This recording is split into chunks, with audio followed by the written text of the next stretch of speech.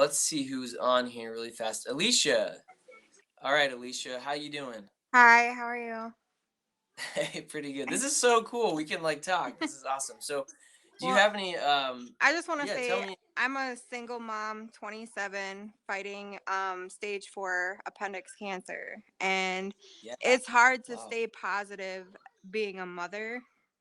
So, Yeah. I don't know if you have any advice on like what more I can do to keep both my Absolutely. kids happy and myself. Yeah. Wow, thank you so much for being so open, and that takes a lot of courage to kind of put yourself out there and talk about that. And Yeah. yeah, that is real. So thank you. I'll touch on that. All Thanks right, so much, thank you. Alicia. No problem. So that is an incredible question there to talk about the fact incredible opposition and adversity, and with regards to the science of happiness, how do you stay positive in the face of those types of things? So I want to share, just get a little personal here with you as well, because Alicia did the same thing. So I have what's called panic disorder, and I didn't always have it. Sometimes I hate the fact that it came into my life, but sometimes I have panic attacks. And the other night I was driving home from somewhere like half an hour away, and I was like having a panic attack on the freeway, and I'm like, man. And you basically feel like you're about to die. Your heart starts going crazy. You get all these weird pains all over your body, and you literally believe that you're going to die. And you know I don't have full control over that. And there's, in the research about happiness, that it's like a happiness pie. And let me see if I have this little diagram right here. So here's in the How of Happiness. Sonia Lubomirsky talks about this quite a bit. So you see this little pie. So this pie of 100%, right? So um, 50%, so if you cut the pie in half, 50% is genetic. Okay. And I'm going to put this down so you guys can see, but 50% is genetic. And we inherit the ability to, some people are born Eeyores, right? Like, I don't know if you guys know what we're talking about, Winnie the Pooh, right?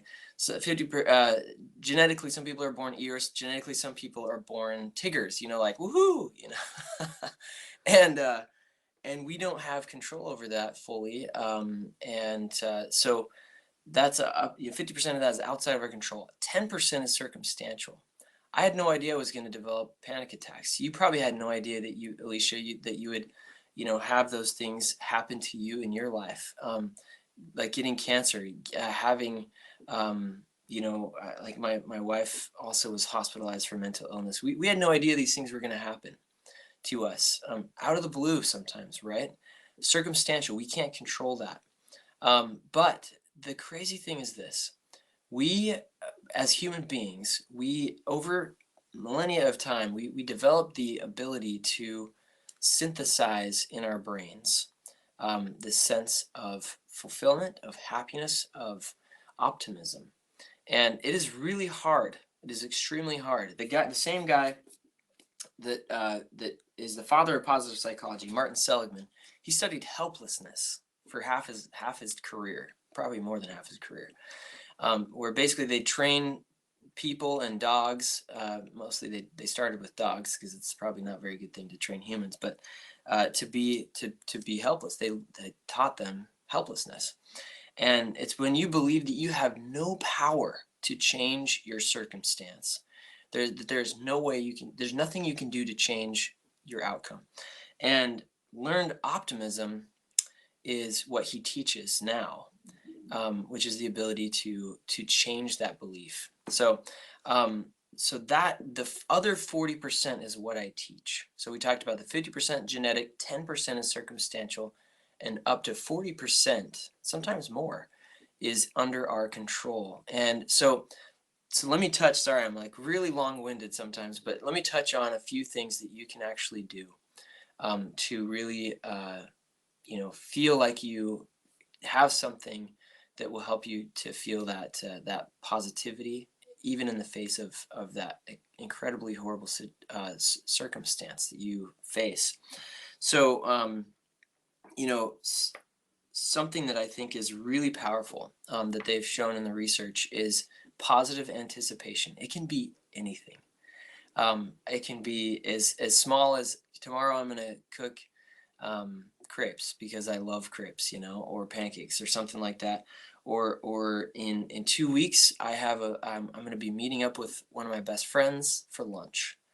Or maybe you're saving up to go on a trip to, I don't know, China. So whatever it is that for you that you have something to look forward to.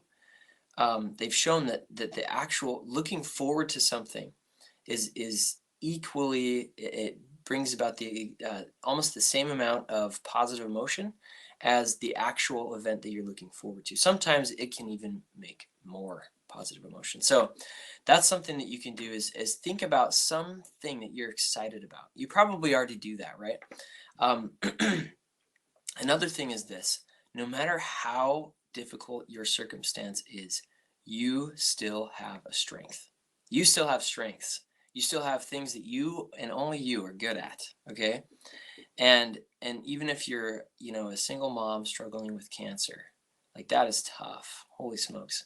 But you have strengths, and you can exercise those strengths. So whether it's whether it's cooking a meal, like I love cooking. I think that's one of my strengths. Or whistling. I mean, that seems silly. But or whatever it is that your strength is. And I'd love to hear from some of you guys what some of your strengths are. Something that you love doing and that you know that you're good at. But exercising strengths is really, really good. The last thing I'll talk about before I open it up to have somebody else asking you questions is gratitude. Okay, gratitude has been shown in the research. Every night, if you write down 3 things that went well, it doesn't mean that you have to, somehow make it up in your mind of like, well, I'm so thankful for the fact that I'm not dead right now. I mean, that you can do that too. But there are things you can train your brain to look for good things. Okay, the more you do that, the better the more positive emotion you'll have.